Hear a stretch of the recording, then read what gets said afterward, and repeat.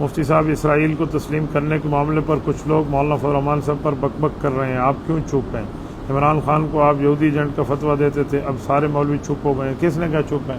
آج پورا جمعہ کا خطبہ میں نے اس عنوان پہ دیا ہے، سادے بندوں، اور آج پورے پاکستان میں جمعیت علماء اسلام اس پہ یوم احتجاج منا رہی ہے۔ آپ زمزم کو قبلہ رخ ہو کر کھڑے ہو کر پانی پینا ضروری سمجھتے ہیں یا قبلہ رخ سے پھر جائے گناہ گار ہوں گے یا نہیں؟ آپ قبلہ رخ ہو کے پی لیں، بہت اچھی بات ہے، باقی بیٹھ کے پانی پینا بہتر ہے۔